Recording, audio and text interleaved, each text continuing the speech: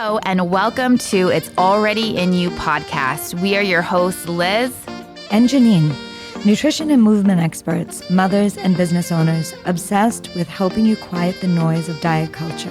Seeing through the false advertising and promises of our food and fitness industries, helping you discover that everything you need to upgrade your health and well-being is already in you. Hey everyone, we are here today to talk about intention. Intention in really anything. I think that the things that we talk about today will be kind of honing in on health and nutrition and movement, things we talk about here week to week. But I think that the practices and the perspective that we share today can really be applied to anything in life, anything that you want to move forward with, any goals that you want to seek. You have to start with an intention. And so starting our episode today, I just quickly looked up the definition of intention, and it's a thing or an action that aims to reach something or has a plan. So it's kind of like, I think about it as, a journey. Like it's not, an action is a thing. You do one thing. An intention is how I'm going to get there. How am I going to move through the process or the decision making to get me to where I want to go. And then you said to me when we were talking about this before that really connects to like mindfulness. So you have an intention, but a lot of times mindful habits and mindful actions and just the awareness of how our minds work and maybe where they need to kind of shift and be supported really intertwines. And I think that's true. So that's going to be what we talk about today. Yeah, definitely. They definitely connect. I feel like I use intention and mindfulness even teaching classes, wanting people to feel the intention as they start their class and not just move to move or be there to be there, right? Yeah. It's almost like building blocks. Yes. And I think how Janine just said, teaching a fitness class, you start with kind of a goal, whether you help the class set it or you say to your class, take a moment, think of the intention of what you're going to get out of this class. And as you kind of sit there, whether it's to stay present or to breathe or to maybe work on something specific, it's our job as individuals. And then in a class setting, it's the teacher's job to help remind you of your intention throughout the class through mindful practices. So talking about fitness, you would hear that teacher be like, revisit the intention that you set at the beginning of class. Yeah. Are you breathing into that? There would be things along the way. And really whatever you do in a fitness group class, the gym, anything that you're kind of focusing on yourself, it really is a practice that you take in day-to-day, everyday life. I always think of that with group fitness classes. You're going to take those lessons of how to just breathe when it's hard into your job when you want to scream or with your kids or whatever. It's how can I move through that? And moving, I feel like I've said this so many times, the word tension is in the word intention. Yeah.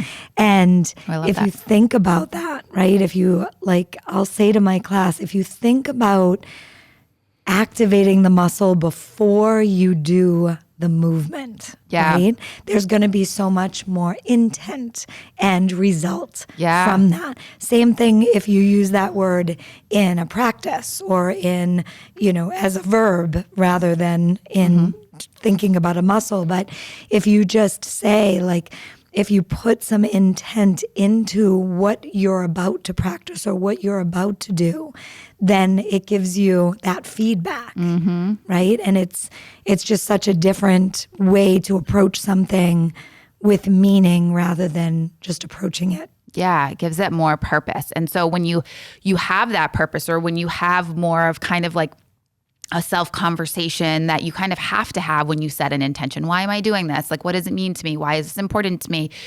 You are doing kind of a subtle commitment to follow something through. It's more obvious when you do or you don't, right? Yeah. If we just say, I'm going to go run 3 miles and that is just period without saying, my intention is to get into better shape. I want to feel like I'm cardiovascularly, I have more endurance. I'm going to start running 3 miles 3 times a week to work toward that intention, to feel I'm stronger in that area. That is 2 different things. and mentally you're sending a message to yourself. And so when we think it all the way through, our intention all the way through, and choose actions that support that, then we are more likely to, one, kind of not necessarily, like, I don't want to say word feel crappy, but like it's going to be obvious when you don't do it, right? We need some accountability. We need some like stare you in the face, like, you said this, it's important to you. Why aren't you following through? So you're allowing yourself that built-in accountability. And you're also allowing yourself motivation. When we have an intention, when we have a big goal, I'm going to work really hard in college because I want to graduate and get this great job. There's a purpose that you're getting up every day and you're going to classes and you're studying and you're doing all of that stuff. Yeah. That's kind of built in for us when we're younger. You know, we have to graduate school or you want to make the next team or whatever. It's kind of there to teach you things. Yeah. But as adults, somehow we kind of lose that along the way and we just do our daily actions, blinders on, get through. Yeah, and there's so much research on purpose, right? Yeah. Like we've talked about the blue zones before, and there is research to show that those communities have a purpose, or the things that they do, they have purpose behind them, right? And I think that's very similar to intention or being mindful of what you're doing. Yeah. Yeah. So at home, let's think about this. Let's break this down a little bit. What is something that you want for yourself? So Janine, and I can say it too. Is there like a goal that you have this spring or into summer? And it doesn't even have to be health and wellness. It can be gardening or cooking more, whatever, doing our house over.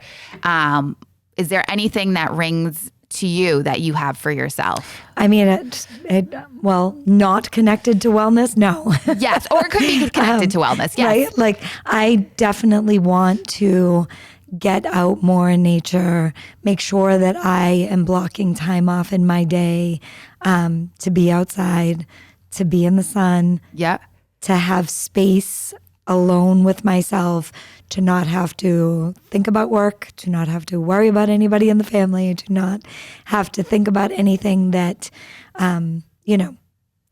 derails me from taking care of me. Yeah. So self-care. Yeah, is definitely something. And I think it's important, like how she just said, I want to get out in nature. It could be a period behind that, but you have to really establish your why. Like, why is that important to you? Like, think that through. Like, is it going to, what is it going to give you? How is it going to make you feel? What do you hope for that? Because I think that those things are measures of like either accomplishment or pride or like satisfaction or acknowledgement that you did something. And I think we shoot our own self in the foot sometimes when, again, we're just assigning these actions that have purpose. Like, I get it totally. Yep. Like, but thinking through that and being like, really, why is this important to me? I mean, I think subconsciously we know, obviously, that's why.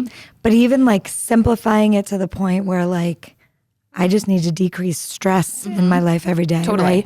And then what is that going to do for me? So if I can get out, I mean, in the morning it would be great, but if I could get out at any point in the day and take time to take deep breaths, to go for a walk, to be alone with my thoughts, then I'm going to be more productive for the rest of the day. Then I'm going to get more done because I'm going to clear my mind. Then I'm going to be more available for other people.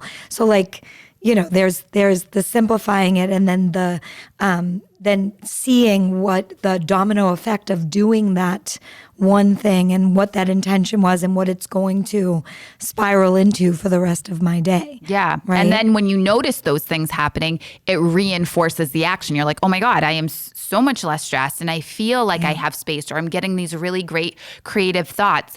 Oh, it's because I made this intention, I made this decision, and now I'm feeling the positive, so I want to keep doing this. And so connecting those two things reinforces habits, and then those habits just become our lifestyle. Yeah.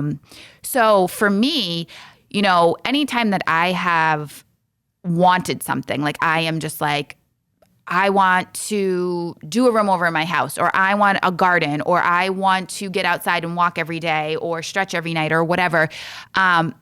And I say that to myself. A lot of times I initially say it because I'm frustrated with something with myself. I'm like, my house is a mess, or my yard looks whatever. It's springtime. There's usually something that I am not happy with, that brings on that thought, which is totally fine. That's like my push. That's my like gentle kind of like, or not so gentle kind of like, okay, this is something you need to give attention to, because you not being happy with it shows that it's important to you, you know? Structure and organization Yes. and orderly in your home, like that can really wreak havoc Totally. on your health and your stress. Oh my gosh, totally. Right? Yeah, your space that you carry around. And so for me to recognize, I think that there's something that I am not loving that I would love to see differently. We can easily get caught up in that loop of being like your own worst enemy or a victim of self. Like, oh my God, I don't have time to do this. I don't have this. I don't have this. I don't have this. And stay kind of in that thought process of why you can't do it or why it's so hard. And when you're setting an intention, and we'll talk a little bit more about the mindfulness practice, but when you're setting a mindful intention to do something, that's positive, right? It's not easy sometimes, but it's positive. You are trying to support yourself to accomplish something that ultimately will be something you're proud of or will make you feel good or make you healthier or whatever it is. And so when we associate something that is positive, we're more likely to do it. Our body doesn't want to respond to stress for a long period of time. Stress and negative feelings and all those kind of conversations we have with ourselves is going to just keep us stuck. What's going to propel us forward is, you know, the mindfulness that we bring into our intention. So what are some mindful practices that you think are impactful for people? So just lifestyle modifications, if we're speaking to like the overall, I feel like just stopping going outside can be one. Yes. Right? Adding to that, you can go outside and take like 3 to 5 deep breaths. Yeah.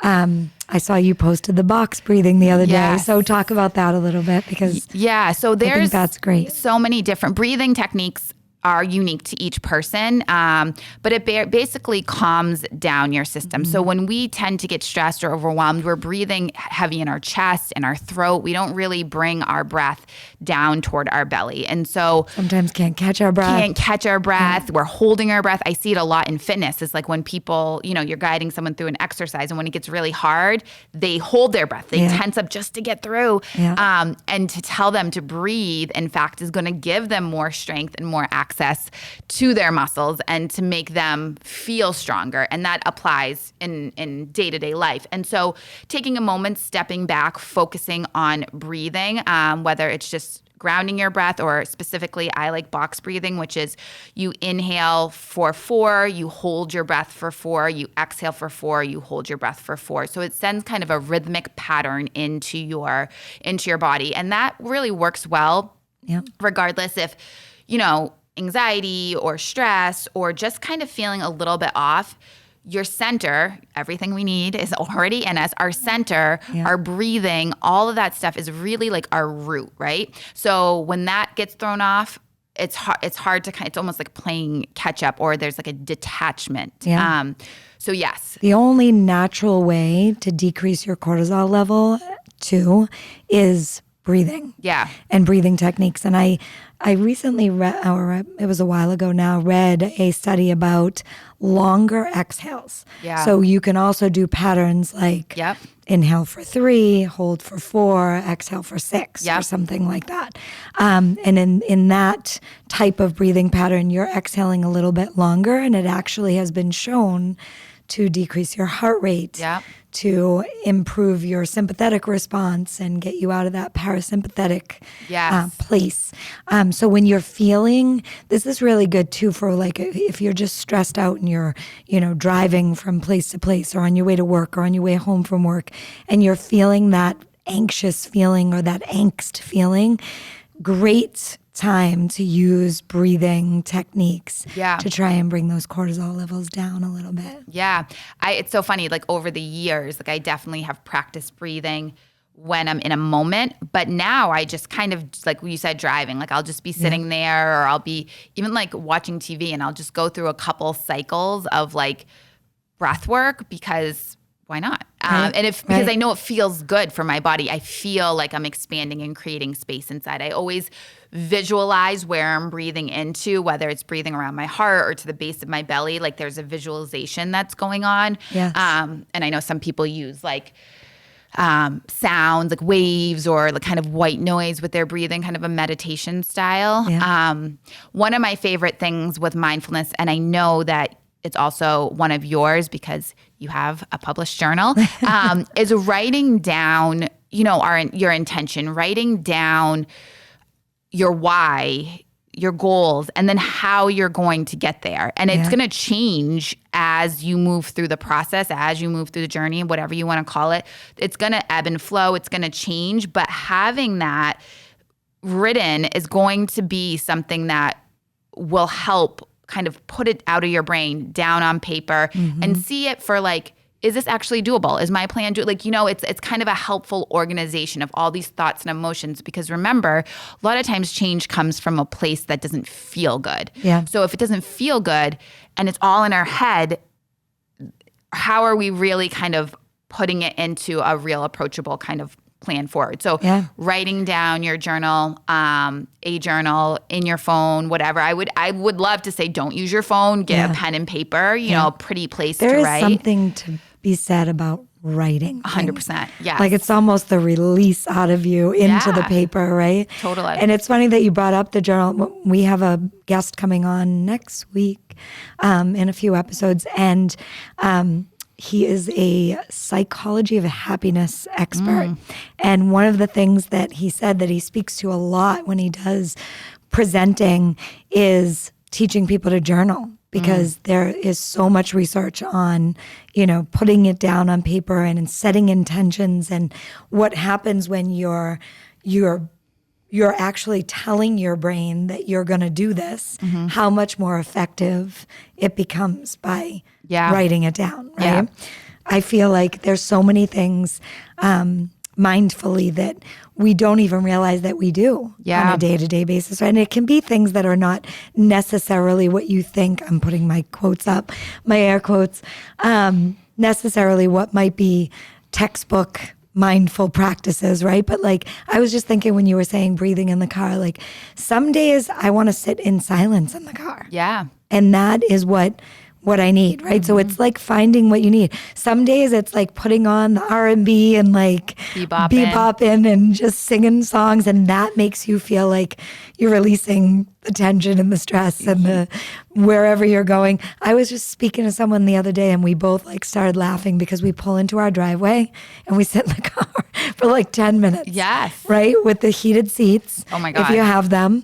And you don't want to do anything. You don't want to say anything. You're not picking up your phone. Yeah. You're just sitting in your car in silence Yep. before you go into the house to deal with whatever it is, cooking dinner, prepping meals, whatever. Yeah. Dealing with the family, whatever the kids need, right? I do it so often. Like sometimes like my husband will text me and say, Are you what okay? are you doing out there? And I think it was a client that said, I do that all the time. Yeah. Right? Like I've heard of people do that. I recommend it to people sometimes because it just feels good to not have anywhere to go. Especially if you're coming from a job, like you've been at your job, like you've been for 12 hours. or however long, and you're giving to other people, or you're taking other people's energy, and then you go back into your home. And as much as obviously you love the people that you live with, there's their dynamics and their needs. And especially if you're a mom, it's like mom. Yeah. So yeah, my neighbor does that too. Like every day, every single day, like at 3:00, she must, I don't know. I don't know what her job is, but she comes home and I'm always like, wonder why she's in her car for like 10 or 15 minutes. I mean, she could be on her phone too, but whatever she's doing, she's not leaving her car, and she's talking to like every single day. Yeah. And give yourself grace for doing things like whatever it is. You know what I mean? You don't have to, it doesn't have to make sense to anybody else. Totally. But you. Yeah. So if it feels good and that's what you want to do it. Yeah, totally. Let's talk about like one or two other mindful practices. Yes, I want to say that like when you sit down for a meal, even like eating can become something that we just do to do. Yeah. And I think like realizing that I'm fueling my body. Yeah. I'm eating to live, right? This food means so much more than, ooh, this tastes good and I can't wait to take the next bite, right? If we slow down and really think, like, to me, that makes me happy. Like when I looked across the table and watched my little kids eating nutritious food and enjoying it, but doing it slowly, like it would make me so happy, right? Yeah. As opposed to like you see your family like just shoveling the food in because they got to run to the next thing, right? So being mindful when you sit down, taking some breaths before you eat can really put you into that rest, digest phase and not get you out of that fight or flight thinking that you only have a little food and then you won't have any for like, because our bodies really like function that way. And I don't think, in today's world, we even think about that, right? Yeah. You're not thinking like a bear may come along and steal the rest of your food, or that you're not going to find any for the next 3 to 5 days. And that we need to store it so that we have it for future energy needs, right? Like, but those are real things. Those are how we've evolved into this place that like fight or flight doesn't make so much sense to like the lay person because we don't think about that. But if you stop and think about how important it is and how, it's almost like ritualistic to like sit down and enjoy your meal and be thankful that you have that food on your plate and taking the time to chew. Yeah. Like breathe, take actually breaths. Right. Like not just. You're inhaling the food, but like not only thinking, oh, I get to enjoy this food, but also the process of digestion. Yeah. Like it starts when you start to create saliva because you see the food. And if you could take time, allow yourself to chew, the chewing is a process that helps the rest of the body with everything else. So if you notice like you're getting, heartburn when you're eating, or if you're drinking water while you're eating and you're getting heartburn, or you don't feel good, or your belly bothers you, or you're bloating, like little things like being mindful, like chewing. Maybe you take 20 to 30 chews before you swallow. Like, again, it's setting intention of how you're going to eat this meal. And, maybe you chew a little bit and then you swallow and you have conversation with your family for a few minutes. Yeah. And you go slow for that meal. Yeah. If you know that's the only meal that you're going to be able to do slow throughout the day, take advantage of it. Yeah. Right? Because there's so often, I stand at the counter sometimes eating and I'm like, this is not good. This is not mindful, behavior to enjoy my meal and like do the right thing by honor my body's process of digestion. It's not good for me. Yeah. And I know that, but I also know I have 11 minutes to get some sort of fuel and nutrition in me. Yeah. Right? And some of that stuff specifically, I mean, this really isn't like a mindfulness comment, but it's supporting what Janine said. A lot of that stuff isn't like us just being woo. It's like actually science of your body. Science. Like it's not like, talk to your food and name it and build it. Like, no, like you have to chew. You have to eat slowly. Right. You should be sitting down. You shouldn't have electronics and stuff in front of you, hunched over, looking down. Like you need to open up and elongate your neck. Let your everything work as it's designed to work. That's one of a huge thing that people are like always like, I didn't realize how much a difference that would make. A huge difference. Yeah. Another thing that I feel like is really impactful when starting a new goal, intention, whatever it might be, with mindfulness, but also just kind of like an accountability, keeping you on track, is what you feel comfortable with, but having some sort of community, person, connection. Because if we're taking, a lot of times when we have these goals, again, it starts from maybe a place that we don't feel great about. It's a private place. I'm not comfortable in my body. I don't love my job. I don't like this relationship. So you start doing things privately to pick up some momentum to move away from that. Understandable. But when we do that, also, we miss out on the opportunity to learn, to get our thoughts out of our head and our heart, and to hear somebody else's maybe feedback or point of view, or just having someone else listen. So whether that's therapy or whatever, or if it's like something that's like a specialist, so like a specialty person, whether it's like a personal trainer or a nutritionist or a business coach or whatever, someone who has a skill set to help to support you is going to, one, be inspiring, motivating, give you some tools that you don't have in your toolbox because you're in a situation you're in, right. No shame to anybody, but it's going to help you move through that process, because it really is to move toward where it is that you want to be. And so community, connection, conversation, that can look so different. I know a lot of us can't turn into our house because we don't want to hurt somebody's feelings, or we don't want to worry somebody, or we don't want to like rattle somebody. So we might not share some struggles, but a professional, maybe a friend that's not in your everyday life that you can meet for coffee that's not so connected, whatever that may be, or just a community, showing up to a place with people who have like-minded maybe goals and intentions as you. Health and wellness is a great example of that. So absolutely. I think that's another really strong, powerful tool to incorporate when you have that kind of intended goal. Yeah, and I just want to remind everyone that just like everything else, small goals that you meet and the intentions don't have to be huge. They can be little, right? Tiny. Like, I'm breathing more because I feel like I'm always rushing. You know what I mean? And that's my intention. I'm going to stop rushing and I'm going to take a deep breath.